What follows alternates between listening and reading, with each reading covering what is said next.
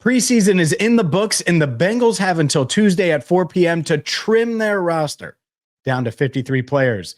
Is Burton on the bubble? Which offensive linemen are going to make it? There are plenty of questions. We have the answers right now with our 53-man roster projection on Cincinnati Bengals Talk.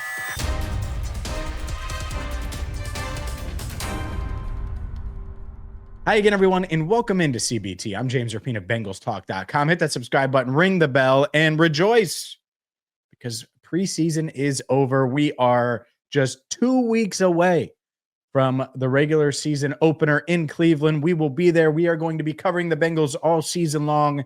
So this is your reminder to join the 58,000 plus Bengals fans that have hit that subscribe button on YouTube. Check us out wherever you get your podcasts. That's Spotify, that's Apple, that's Amazon.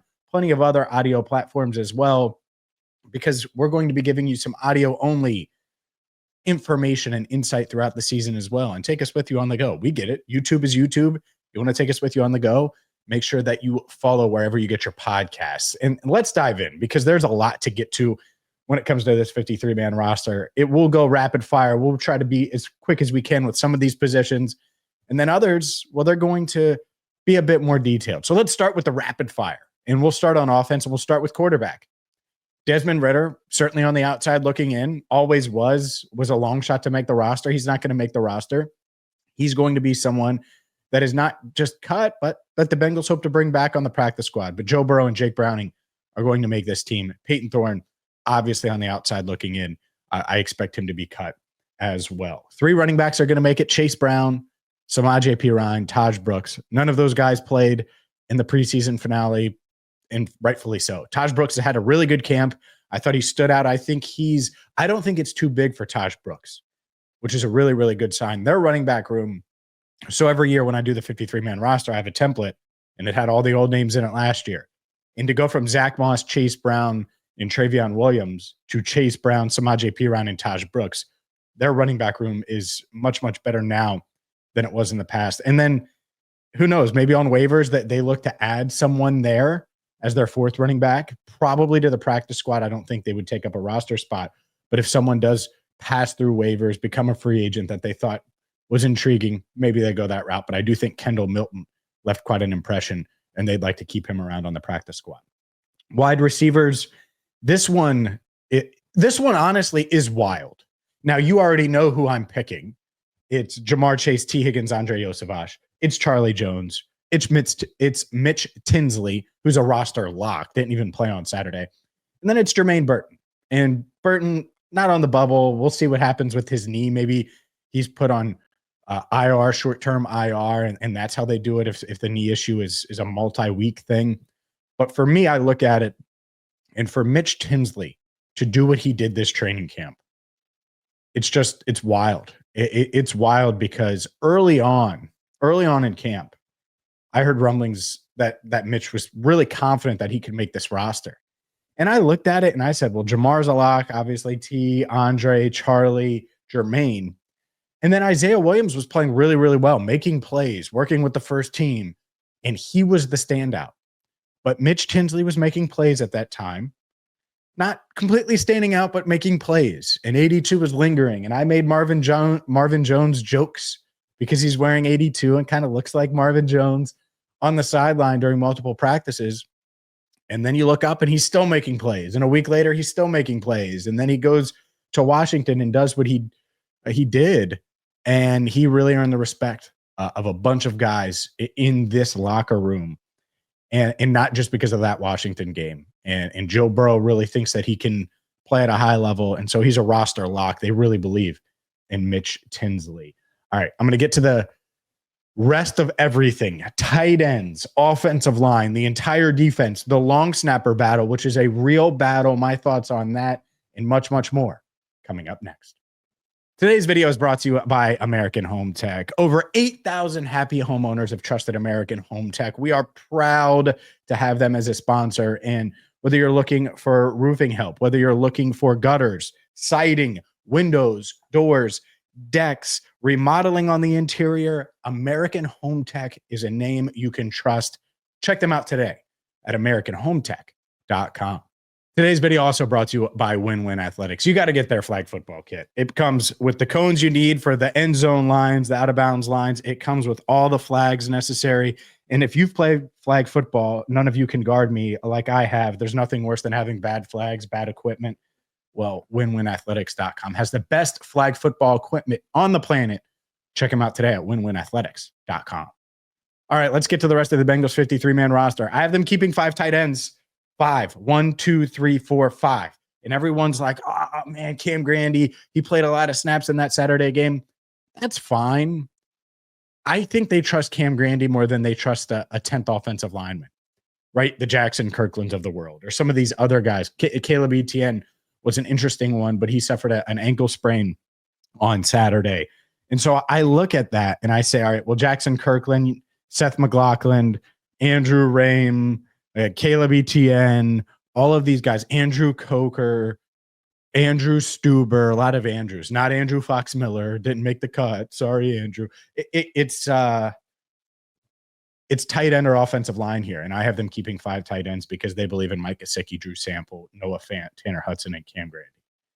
And sometimes that's what it comes down to is interpositional battles, not Cam Grandy beating out Tanner Hudson for the 4th tight end spot, and he didn't. Tanner Hudson is tight end 4, but certainly worth noting. Offensive line-wise, Orlando Brown Jr., Amarius Mims, Ted Karras, Lucas Patrick, Dylan Fairchild. Those are your starters. Cody Ford, Jalen Rivers, Matt Lee. I think those guys are your backups as of now because you have a backup in Matt Lee, who's your backup center. Jalen Rivers would be your backup guard. Cody Ford would be your swing tackle. And then Devin Cochran. You need another tackle, and I think Devin Cochran would be that guy. Assuming health, I think that's the big thing here with a guy like Cochran, but I think he's healthy enough that he'll be good to go. Didn't play in the preseason game, and this preseason finale was nicked up during training camp. But I looked at these tackle spots, and that's how I view it. Maybe someone else makes it. Maybe it's 10. I have it at 9. From offensive line to defensive line, I have 10 defensive linemen making it. Trey Hendrickson, Shamar Stewart, Joseph Osai, Miles Murphy, Cam Sample. And then you go on the interior, TJ Slayton, BJ Hill, Chris Jenkins Jr., McKinley Jackson, and Taven Bryan. And the reason I have Taven Bryan, and it's much like the offensive line room, the tight end room. This could change. This could fluctuate in the next couple of days. But he's a proven player. He's a guy that gives you that flex, inside, outside flex. Let's say you miss Trey Hendrickson for a game or two. Well, he can play end, and he can give you some pass rush juice on the inside.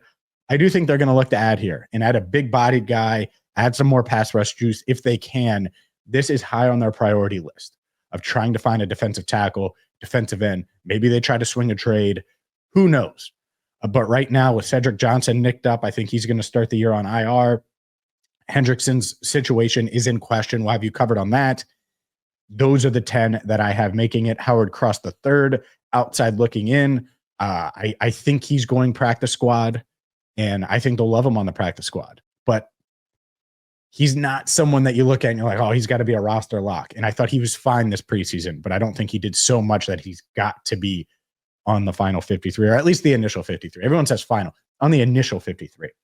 Linebacker, I have Logan Wilson, Demetrius Knight Jr., Oren Burks, Barrett Carter, all locks. And then I have Joe Giles-Harris. I think that Harris, he to me has been the most consistent, has been the best special teamer. Maybe they go 6. I saw Paul Dehner Jr. had them going 6 linebacker. Shaka Hayward making it as well. I can't get there. I think going 4 is more likely than going 6. And maybe they try to have another defensive lineman in the mix there. I have them going 5, though. If Cedric Johnson were healthy, for example, I think it would be really interesting how they would approach it. But there's what I have them doing at linebacker. Corner, this was pretty simple to me. You have Cam Taylor-Britt, DJ Turner, Dax Hill, Josh Newton, DJ Ivy, Marco Wilson, and then Braylon Lux. I thought he had a really good camp. Jalen Davis, I thought he was solid and steady. Both of those guys are practice squad candidates. But I think DJ Ivy and Marco Wilson are making this team as the 5th and 6th corners in whatever order you want to put them. One of my surprises on here is not Geno Stone, Jordan Battle, and Tyson Anderson, all locks. I have PJ Jules, which I wouldn't have said a week ago. PJ Jules beating out Dejon Anthony, who suffered a hamstring injury over on Saturday in that preseason finale. And special teams is a big reason why. PJ Jules is valuable. He had 5 tackles in that game, multiple special teams tackles. He is better than Dejon Anthony on special teams. And so if it's close, why not go with the guy that can play well on special teams? And maybe they look to add at safety anyway. But to me, PJ Jules, really hardworking guy, knows what to do, where to be, all of those things on special teams. That's valuable. Like Tyson Anderson, elite special teamer. PJ Jules has a chance to be an elite special teamer. I think Jules wins a roster spot and becomes this year's Mumajong Meta of Story of the Year, a guy who did not make it on this 53-man roster this year, at least on my projection. And then the specialists, Evan McPherson and Ryan Rico, we knew that. I went back and forth here. Initially, I had Cal Adamitis, but I'm going to go with William Wagner. The way he approached coverage and kickoff coverage and or punt coverage, excuse me. I think you go with the guy that you had as the top graded guy in the draft. I asked Evan McPherson about it. He said both guys were really good long snapping. He can't tell the difference between either one. I think Wagner has the edge in that scenario. We'll see, but William Wagner is who I give the edge to. But it really is flip a coin in that situation. Overall, this is a roster that is going to change. I think safety, defensive tackle, and offensive line. Do not be shocked if they add another tackle, offensive tackle. Don't be shocked if they add another defensive tackle. Don't be shocked if they add another guard. Don't be shocked if they address a few of these positions. It could happen in the next couple of days. I think they're looking. We'll see what happens, who they cut, who they move on from, all of those things. We're going to have you covered this week. I get it. It's not game week yet, but we're going to have you covered officially Tuesday, 4 p.m. That's cut down day. We'll hear from Zach Taylor. We'll react to the roster. We'll have Enter the Jungle on Tuesday night.